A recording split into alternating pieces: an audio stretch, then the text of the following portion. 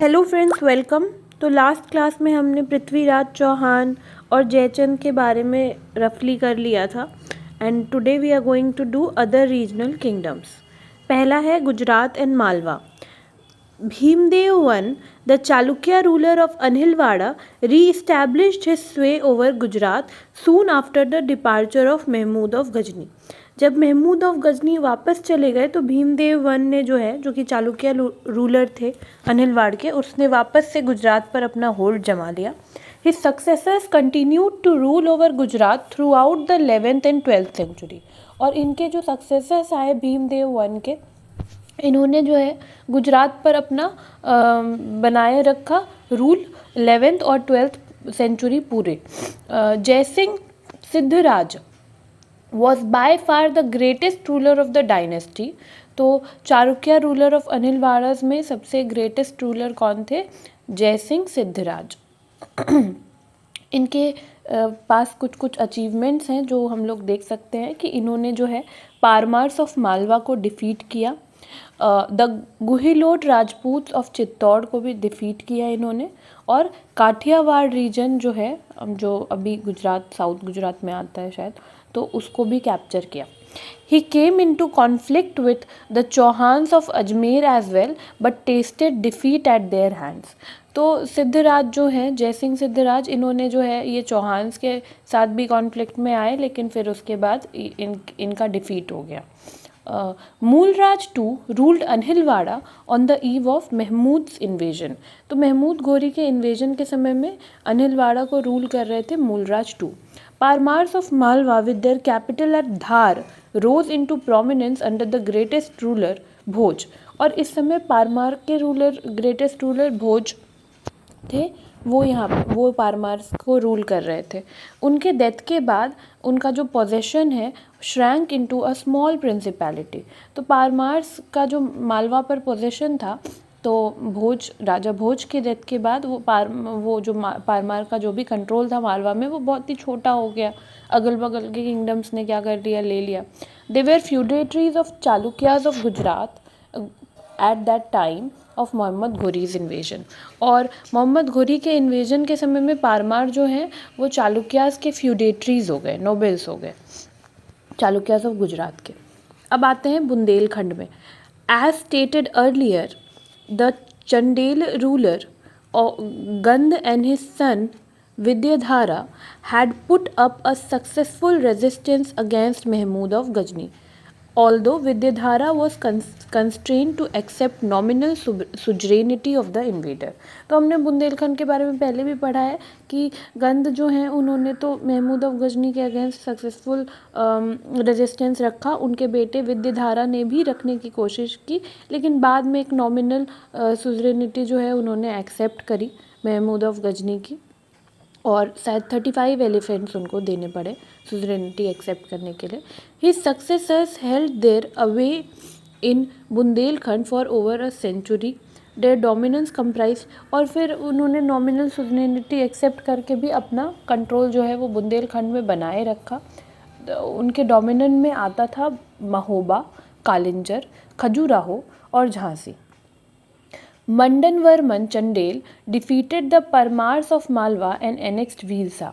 तो मंडनवर्मन चंडेल जो हैं, जो कि बुंदेलखंड के ही थे, तो उन्होंने जो है परमार्स को हरा करके मालवा से भीलसा को अपने किंगडम में मिला लिया, मतलब बुंदेलखंड के किंगडम में मिला लिया मालवा से भीलसा को. He killed the Kalachuri chief Gayakarna of Chedi in an engagement and made the Kalachuris his feudatory. और फिर उसके बाद आई एम सो सॉरी, मंडन वर्मन ने जो है वो कालाचुरी के चीफ गयाकर्ण को जो है जो कि छेदी या फिर त्रिपुरा के रूलर थे, तो उनको क्या कर दिया, ये त्रिपुरा जो है ये मध्य प्रदेश के ही इन एंड अराउंड है, okay, if I am not wrong. तो फिर उन्होंने जो है वहाँ पर उनको हरा दिया. और क्या किया, उनके कालाचुरीज़ के जो मतलब मेन चीफ थे उनको हरा दिया. तो इसके बाद कालाचुरीज़ भी जो है वो बुंदेलखंड में फ्यूडेटरीज बन गए. Soon after the Chandelas themselves were beaten by the Gahadwalas of Kannauj, Mandanvarman was succeeded by the grandson Paramardi Deva.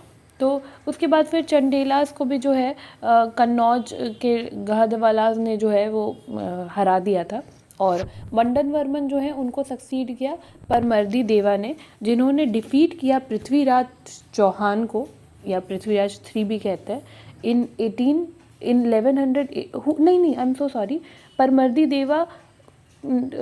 देवा को पृथ्वीराज चौहान 3 ने, या पृथ्वीराज चौहान ने डिफीट किया था 1182 में, और फिर उनको उनके टेरिटरी से एक बड़ा पार्ट ले लिया था, मतलब बुंदेलखंड से एक बड़ा पार्ट पृथ्वीराज चौहान ने ले लिया था। इस पार्ट में महोबा आता था। 1202 में कुतुबुद्दीन ऐबक ने जो है वो कालिंजर पर इन्वेड कर दिया, जो भी बुंदेलखंड की पार्ट थी। परमर्दी देवा सबमिटेड टू हिम, परमर्दी देवा ने जो है थोड़े समय के स्ट्रगल के बाद उनको सबमिट कर दिया, मतलब कुतुबुद्दीन ऐबक को कालिंजर दे दिया। But was put to death by his minister Ajay Deva for showing cowardice. But Paramardi Deva के जो मिनिस्टर थे अजय देवा, उनको बड़ा गुस्सा आया कि इन्होंने कावर्डाइज दिखाया, ये डर गए, और इस वजह से क्या हो गया कि उनके मिनिस्टर ने ही उन्हें मार दिया। अब जरा बिहार और बंगाल की स्थिति देख सकते हैं हम लोग। जब मोहम्मद घुरी आए उस समय कैसा था, तो पाल डायनेस्टी जो है नॉर्दर्न बंगाल में कंटिन्यू कर रही थी एग्जिस्ट करना। हमने पहले भी पढ़ा है पाल डायनेस्टी के बारे में। Varying fortunes till the last quarter of 12th century, तो 12th सेंचुरी के लास्ट क्वार्टर तक जो है पाल डायनेस्टी जो है it was existing in northern Bengal. Its later ruler Kumar Pal and Mandan Pal were weak and inefficient, during whose period the kingdom was reduced to petty principality। तो इनके जो letter rulers थे कुमार पाल और मंदन पाल, ये लोग बहुत वीक थे, इनएफिशिएंट थे, और इस वजह से क्या हो गया था कि पाल डायनेस्टी की जो रेंज थी, जितना ये फैली हुई थी, उससे ये काफ़ी रिड्यूस हो गई। Meanwhile, the dawn of 11th century saw the rise of Sen dynasty in eastern Bengal। तो 11th सेंचुरी की शुरुआत में क्या हो गया, कहते हैं ना डॉन और डस्क, तो डॉन क्या है, सुबह, यानी कि शुरुआत दिन का। तो वैसे ही 11th सेंचुरी की शुरुआत में क्या हुआ कि ईस्टर्न बंगाल में हमें सेन डायनेस्टी देखने को मिलती है राइज करते हुए। उनके रूलर्स जो हैं वो साउथ माने जाते हैं कि साउथ से आए थे।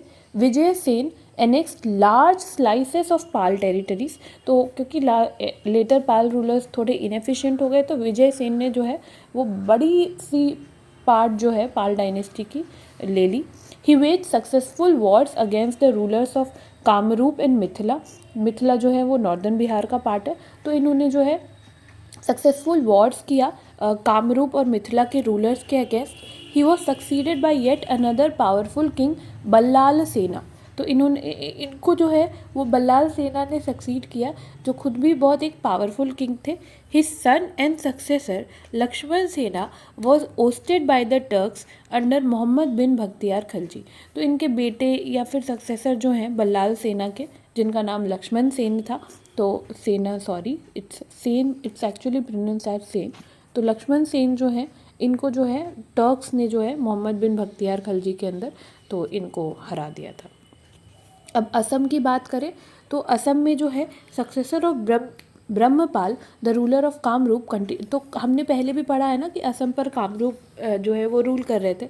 तो उनके जो सक्सेसर थे, ब्रह्मपाल के जो सक्सेसर थे, वो अभी भी कंटिन्यू कर गए 11th सेंचुरी तक रूल करना। उनमें से एक थे इंद्रपाल, जिनको कि डिस्क्राइब किया गया है as Prachi Pradipa the light of the east. ठीक है। The last ruler of his line was Pushpabhadra. Pushpabhadra जो है was overthrown by one of his general in the first quarter of 12th century। तो 12th सेंचुरी में क्या होता है, थोड़ा सिनेरियो चेंज होता है। तो पुष्पभद्र जो हैं वो कामरूप डायनेस्टी से ही थे, तो इनको जो है इनके एक जनरल ने ओवरथ्रो कर दिया था 12th सेंचुरी की शुरुआत में। After a brief interval of political instability, फिर जो है असम में थोड़ी पॉलिटिकल इंस्टेबिलिटी आई। Vidyanath one emerged as the sovereign ruler of Kamrup. फिर विद्यानाथ वन जो है वो सोवरेन रूलर बन गए कामरूप के। One of his successors Vallabh Dev gave a crushing defeat to Bakhtiyar Khalji in 1205। और वल्लभ देव जो हैं, जो कि विद्यानाथ के सक्सेसर थे, उन्होंने जो है मोहम्मद बिन बख्तियार खलजी को एक क्रशिंग डिफीट दिया। मोहम्मद बिन बख्तियार खलजी कौन थे, ये कुतुबुद्दीन ऐबक के स्लेव हुआ करते थे, और कुतुबुद्दीन ऐबक इन टर्न कौन थे, वो मोहम्मद घुरी के स्लेव थे। No, I'm so sorry. Muhammad bin Bakhtiar Khalji and Qutbuddin Aibak both were the slaves of Mohammad घुरी. तो जब बख्तियार खलजी जो है वो नॉर्थ की तरफ ईस्ट की तरफ बढ़ रहे थे, तो वल्लभ देव ने जो है असम में एक क्रशिंग डिफीट दिया बख्तियार खलजी को. Rulers of Kamrup were able to retain their independence against heavy odds throughout the early medieval period. और ये एक अच्छी बात है कि पूरे अर्ली मेडिवल पीरियड में जब बाकी किंगडम्स जो है वो कैप्चर हो रहे थे, तब भी जो है कामरूप के रूलर जो है वो इंडिपेंडेंट रह पाए थे. Kingdom of Sylhet situated in the lower valley of Brahmaputra was conquered by Sikandar Khan Ghazi during the period of Firoz Tughlaq. Firoz Tughlaq के समय में क्या हो गया था कि असम में जो शाइलेट किंगडम थी, जो कि साउथ असम में थी और नॉर्थ में कामरूप थी, तो शाइलेट जो थी उसको कॉन्कर कर लिया था सिकंदर खान गाजी ने फिरोज तुगलक के समय में. The Ahoms of an offshoot of Shan tribes of Burma migrated to eastern Assam in the first quarter of 13th century. 13th century की शुरुआत में जो है एहोम ट्राइब जो है, जो कि ऑफशूट है बुर्मा की शान ट्राइब के, तो वो जो है वो असम में माइग्रेट कर गए थे 13th सेंचुरी के फर्स्ट क्वार्टर में.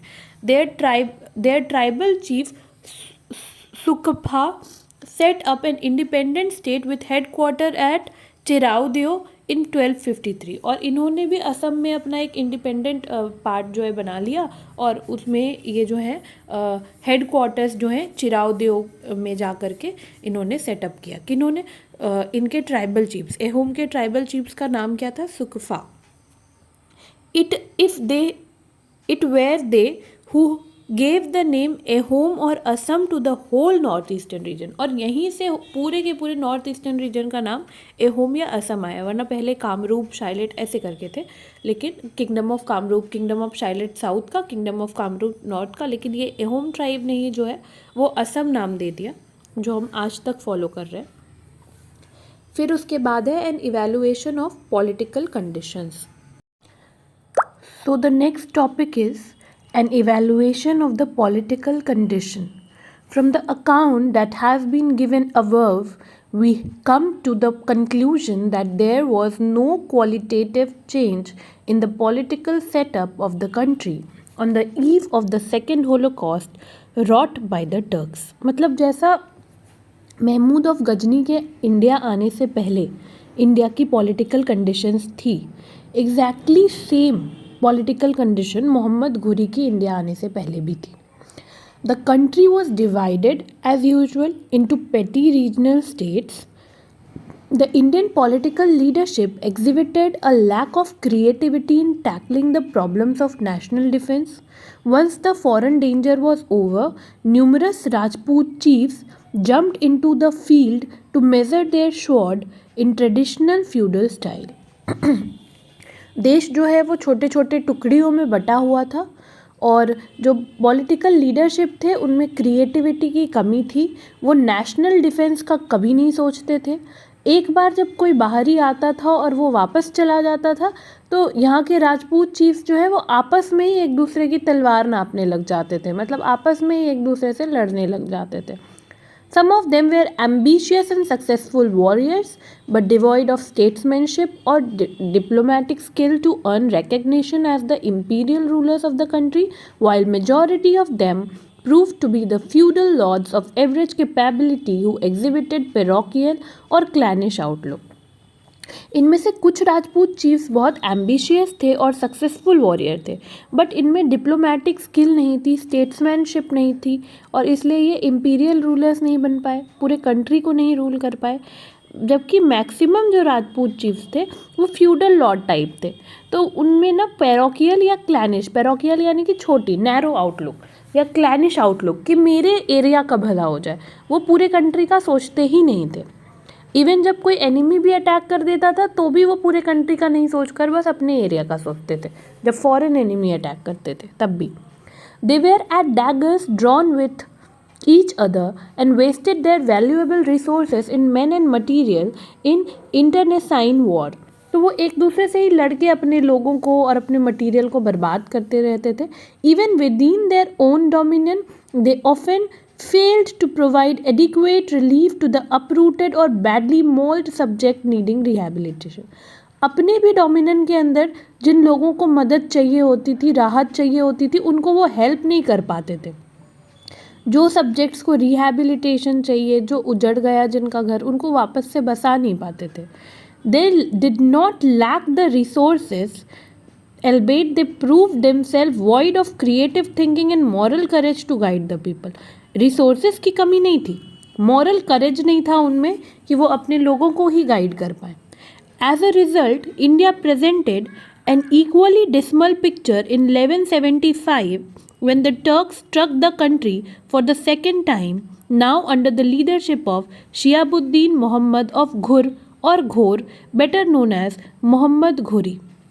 इसलिए दूसरी बार भी जब टर्किश आक्रमण हुआ इंडिया में, पहली बार कब हुआ? महमूद ऑफ गजनवी के टाइम पर, और दूसरी बार मोहम्मद ऑफ घुर या मोहम्मद घुरी के टाइम पर। दोनों समय में इक्वली वैसी ही दयनीय स्थिति थी इंडिया की। हम आपस में म्यूचुअल जेलसीज में बटे हुए थे, एक दूसरे से एक दूसरे के को ही डिस्ट्रक्ट करने का सोचते रहते थे, और जब कोई इन्वेडर अटैक करता था तो हम कॉन्सिक्वेंसेस का नहीं सोचते थे, हम जो है अपनी बस अपना भला चाहते थे, जिस वजह से जो है वो टर्क्स जो दूसरी बार भी आकर के ईजिली अपना जो है इंडियन किंगडम्स पर अटैक कर पाए, इंडियन किंगडम्स को डिस्ट्रॉय कर पाए। द डेफंक्ट मिलिट्री सिस्टम जो राजपूत की थी वो आउटडेटेड थी, ओल्ड फैशन थी। कोई भी मिलिट्री टैलेंट या फाइटिंग स्किल जो है कंट्री में वैसा नहीं था। Rajput princes exhibited utter lack of imagination in the matter of military organisation, और इन्होंने कोई प्रॉपर मिलिट्री ऑर्गेनाइजेशन नहीं करा हुआ था। एवरेज राजपूत सोल्जर जो हैं वो अपना मसल पावर दिखाने में बहुत खुश हो जाते थे कि मतलब वो मस्कुलरली पावरफुल हैं या फिर पर्सनल फाइटिंग स्किल्स है उनके पास। बट लीडर्स जो हैं वो fail to harness them into a compact and well disciplined army. But एक वेल डिसिप्लिन्ड आर्मी लीडर्स नहीं बना पाए उन सोल्जर्स से, ठीक है। कोई यूनिफॉर्म मेथड नहीं थी ट्रेनिंग की, बेटर आर्मामेंट्स नहीं थे हमारे पास। Rajput army suffered from lack of unitary command. They were led by their own feudal lords who sometimes did not cooperate और coordinate their efforts with one another। क्योंकि India में फ्यूडलिज्म था, और फ्यूडलिज्म में क्या होता है, बहुत सारे फ्यूडल लॉर्ड्स हैं और उनकी अपनी अपनी आर्मी है। जब कोई बाहर से अटैक किया तो राजा ने फ्यूडल लॉर्ड्स को कहा कि आओ मुझे हेल्प करो, क्योंकि राजा ने उनको लैंड दिया हुआ है तो वो सोल्जर्स देंगे। बट हर फ्यूडल लॉर्ड के अंदर अलग अलग आर्मी है। अब यूनिफाइड कमांड नहीं है, मेरे फ्यूडल लॉर्ड कहेंगे तभी मैं जाऊंगी, कोई दूसरे फ्यूडल लॉर्ड के अंदर आर्मी है तो उनके फ्यूडल लॉर्ड कमांड देंगे तभी आएंगे। तो एक यूनिफाइड कमांड नहीं था इंडिया में। Even at the time of battle एक राजा के भी सोल्जर एक होकर नहीं लड़ पा रहे थे, ऐसा सिचुएशन था। The pride, prejudice and inflated ego of the Rajput forbade obedience to the leader belonging to another clan और रीजन।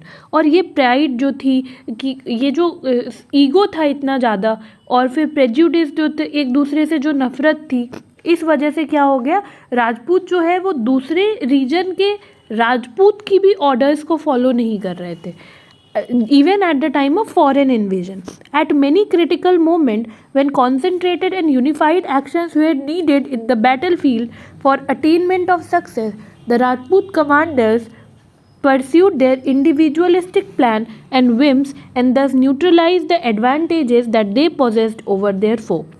बहुत जगह पर जहाँ पर साथ मिलकर के यूनिफाइड एक्शन लेना था तो राजपूत कमांडर्स जो है वो अलग अलग एक्ट किए, इंडिविजुअलिस्टिक एक्ट उन्होंने क्रिएट किया, जिस वजह से उनका जो एडवांटेज था ज़्यादा पावरफुल होने का वो भी गड़बड़ हो गया और एनिमी ज़्यादा पावरफुल इमर्ज कर गए। Rajput chief fail to keep themself abreast of the latest development in the war strategy that had been taking place in other countries, nor did they make any contribution towards the development of its techniques। Rajput chief ने कोई latest war strategy नहीं develop की जो दूसरे countries में थी, और ना ही उन्होंने अपनी टेक्निक्स को सुधारा। Hindu soldiers fought mainly with swords and spears while Muslims were excellent archers. तो हम जो है वो मोस्टली जो है वो तलवार वगैरह से लड़े, स्पीयर्स से लड़े, बट मुस्लिम जो है वो आर्कर्स थे, उन्होंने वो तीर वगैरह से लड़े। The former fought mostly on foot while the latter used efficient cavalry. हमने जहाँ हम चलकर फाइट कर रहे थे, ऑन फूट फाइट कर रहे थे, मुस्लिम सोल्जर्स जो हैं वो कैवेलरी यूज़ कर रहे थे. The excessive dependence upon the war elephants and their use in advance guards proved disastrous for the Rajput जो है वो बहुत ज़्यादा वॉर एलिफेंट्स पर डिपेंडेंट थे. Beasts fled in terror when attacked fiercely by the Turkish cavalry force and trampled their own army under their feet. और जो ये एलिफेंट्स हुआ करते थे तो जब टर्किश कैवेलरी जब अटैक करती थी तो वो जो है वो भगदड़ मच जाती थी आर्मी में, और ये कई बार एलिफेंट्स जो है अपनी ही आर्मी को अपने फीट से क्रश कर दिया करते थे. Mahmud of Ghazni was fascinated by the sight of mighty elephants. He had secured no less than 2500 of these from India and made much better use of the beast on the war fronts in Central Asia. Mahmud of Ghazni भी बहुत fascinated हुए थे war elephants के concept से, और वो India से 2500 elephants ले गए थे. बट जैसा यूज़ इंडियंस कर रहे थे उससे बहुत बेटर यूज़ इन्होंने सेंट्रल एशिया को विन करने में किया एलिफेंट्स का. The deep rooted evil of caste system among the Hindus restricted military duties to a particular class, and great mass of the people were rendered psychologically unfit for military service. और जो India में caste system था उस हिसाब से divided था work कि ब्राह्मण जो है वो प्रीस्टली वर्क करेंगे, राजपूत जो है वही वॉरियर क्लास हैं. तो इस वजह से क्या हो गया कि राजपूत को छोड़ करके बाकी सबको क्या कह दिया गया कि आप तो अनफिट हो मिलिट्री सर्विस के लिए. They did not take interest in political military revolution that shook the country to its base. कोई मिलिट्री या पॉलिटिकल रिवॉल्यूशन नहीं करने की कोशिश की गई. इवन जब अटैक भी हो रहा है तो स्ट्रिक्टली फॉलो हो रहा है ये कास्ट सिस्टम.